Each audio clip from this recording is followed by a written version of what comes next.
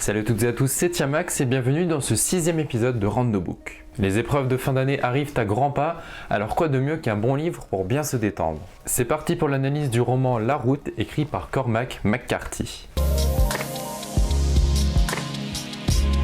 La fin du monde est enfin arrivée. Ça y est, depuis le temps que les Mayas nous en parlaient, notre monde est enfin détruit. Il est désormais couvert de cendres et de cadavres, et seules quelques personnes parviennent difficilement à survivre. Dans ce roman, nous allons suivre un père et son fils.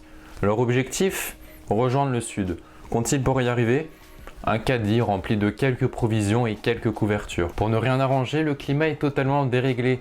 Ils passent la plupart de leur journée dans le froid, entre pluie et neige. En plus de devoir trouver de quoi manger et boire, ils doivent être très prudents. En effet, certains survivants se sont regroupés pour traquer les autres survivants, les manger et les violer. Bon, j'avoue, c'est pas le début d'histoire le plus joyeux du monde, mais niveau impact, on fait difficilement mieux. Mais un père et son fils peuvent-ils réellement survivre dans un monde post-apocalyptique rempli de cannibales? Passons désormais aux critiques de ce roman et comme d'habitude, on va commencer par les points positifs.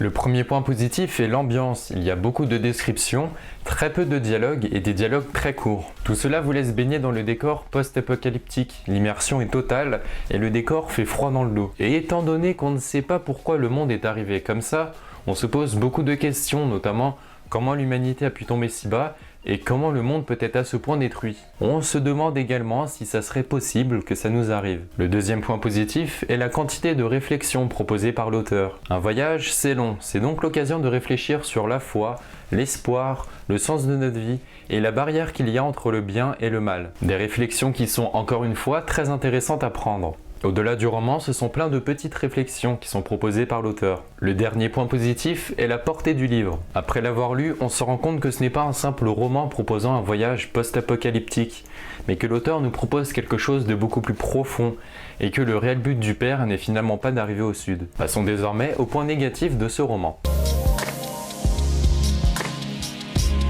Premièrement, le style est très épuré et très sec, et peut-être même trop épuré et trop sec. L'auteur va à l'essentiel et fait de nombreuses répétitions, notamment du mot « et », qui sont certes voulus, mais qui sont au début très durs à lire. L'auteur a un style d'écriture très particulier, qui pourra en déplaire à plus d'un. Il m'a fallu une centaine de pages pour s'habituer à sa façon d'écrire, mais c'est surtout la force de l'histoire qui a pris le dessus. Le deuxième point négatif est le manque d'éléments. Au final, le personnage principal sera appelé l'homme, qui sera accompagné de l'enfant. On ne sait pas leur passé, leur origine, où sont-ils et pourquoi le monde est détruit. Cela donne certes plus de liberté d'imagination pour le lecteur, mais quelques éléments supplémentaires auraient été les bienvenus. Le dernier point négatif est la répétition des actions. Pour certaines personnes, ce livre n'est qu'une simple action qui se répète de jour en jour. Je dis bien pour certaines personnes, parce que selon moi, si on n'a pas compris les enjeux du roman, l'histoire est finalement très banale.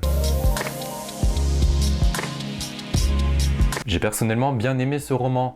L'histoire est certes un peu dure à lire au début, à cause du style particulier de l'auteur, mais une fois cela passé, les morales et les réflexions sont très prenantes et très touchantes. J'ai remarqué que les lecteurs du roman sont partagés en deux catégories, ceux qui l'ont adoré et ceux qui l'ont détesté. Encore une fois, lisez pour vous faire votre propre avis et ne laissez pas les autres décider à votre place. À la fin de chaque vidéo, j'aimerais maintenant vous proposer une réflexion en rapport avec le roman ou l'actualité. La réflexion que j'ai choisie aujourd'hui vient de Simone de Beauvoir. Dans toutes les larmes s'attarde un espoir.